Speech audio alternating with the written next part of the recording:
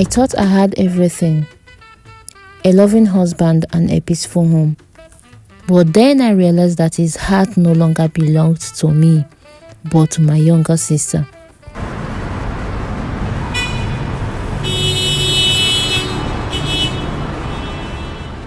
My name is Rose, and for the longest time I thought I was the luckiest woman in Lagos. Paul walked into my life like sunshine after the rainy season. He was handsome, he had a good job at the bank, and said all the right things. We met at a friend's naming ceremony. The usual Lagos chaos: loud music, mountains of jollof rice, and people sweating in their best Ankara. He sought me out, he complimented my gele, and made me laugh until my sides hurt. He was persistent. He was always calling every day. He showed up at my office with suya, charming my mama with promises and respect. Anne, my younger sister, was happy for me. Anne, everybody loves Anne. She got this light inside her. She had a sweet, easy smile, always ready with a kind word. She was beautiful. She's still beautiful. But it was more than that. She is good. Very, very good. She was finishing university then, full of dreams about teaching. She did tease me about Paul, asking when he did finally propose. She would ask, "Auntie Rose, don't keep that fine man waiting." She would giggle. I love seeing them get along. Paul seemed genuinely fond of her, asking about her studies, joking with her. It felt like family. Paul proposed under the big tree at Lekki Conservative Center.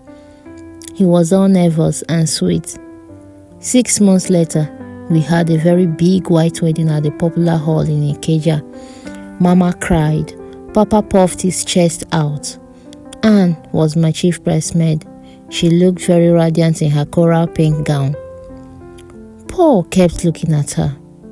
I thought then that he looked at her with the same fondness he had for all my family. He held my hand tight as we said our vows. I felt chosen, I felt seen, and I felt loved by Paul. We settled into our flat in Bagada. Life was very comfortable. Paul worked hard. I managed my small boutique in Oshodi.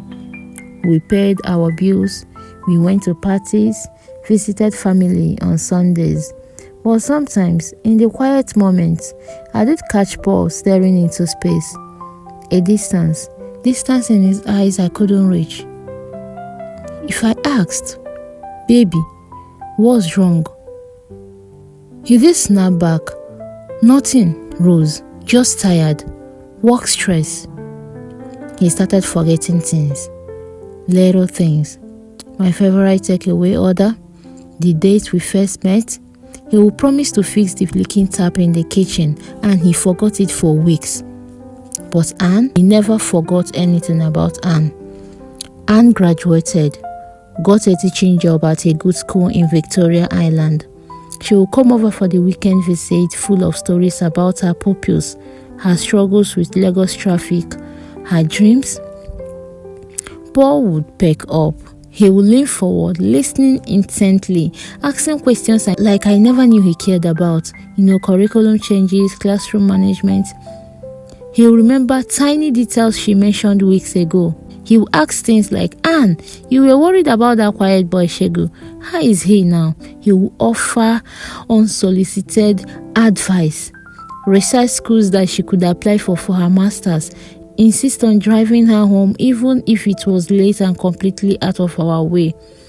"It's no trouble, Anne," he would say, his voice softening in a way it rarely did for me anymore. At first, I brushed it off, saying things like he's just being a supportive brother-in-law. I told myself, he knows Anne is important to me. But the feeling grew. A small cold stone in my stomach anytime my younger sister visited. It was in the way his eyes followed her around the room, the extra care he took with his appearance when she was coming over, the way his laughter seemed freer, brighter with her. The real cracks started showing at Mama's 60th birthday party. It was a big do in Surulere and all the family came. Loud music, overflowing pots, and looked stunning in a simple blue dress. I saw Paul watching her dance with our uncle's son, a frown creasing his forehead, which I saw. Later, Anne was struggling to open a stubborn bottle of star beer. Before I could even move, Paul was across the room. "Let me help you," he said, his hands covering hers on the bottle cap. It lingered, just a second too long, and the look on his face, it wasn't brotherly concern. It was tenderness, yearning, something deep and private. Our eyes met across the crowded room. He flinched, snatched his hand back like he did being burned, and mumbled something about getting more drinks. My heart hammered against my ribs. The noise of the party faded into a dull roar in my ears. That stone in my stomach, it turned to ice. The drive home was silent, thick with things unsaid. I stared out the window at the blur of the street light and downfall buses. When we got home, the flat felt suffocating. He went straight to the balcony, lighting a cigarette, a habit he did supposedly quit. I couldn't hold it in. I went to him and asked, "Paul." I called out to him, my voice surprisingly steady. "What is going on with you and Anne?" He spun around, the smoke coiling from his lips. "What? Nothing. Don't be ridiculous, Rose. She's your sister," he replied. "Exactly," I snapped back. "The damn breaking. She's my sister. Why do you look at her like she hung the moon? Why do you remember everything about her life and forget mine? Why did you touch her hand like that tonight at the party?" His face hardened. "You were imagining things. You were just jealous because Anne is young and beautiful and everyone loves her," Paul told me. The words hit me like a physical blow. Everyone loves Anne, including my own husband. It wasn't an accusation. It was a confession wrapped in cruelty. The cold eye spread through my chest. "Jealous?" My voice was a whisper now. "Of my own sister? No, Paul, I'm not jealous. I am heartbroken because I see it now.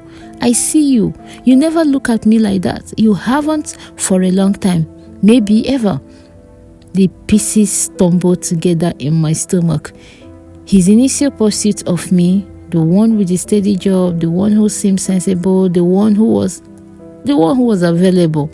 Why his eyes were always drawn to Anne's light. "You married the safe option," I said, the realization bitter on my tongue. "But your heart was always with her, wasn't it?" I asked him. He didn't deny it. He just looked away, grinding the cigarette butt into the balcony tiles. That silence, it was the loudest and the most painful sound that I ever had in my life. It screamed the truth he wouldn't say. Thank you for watching. If you love stories as this, don't forget to subscribe and like.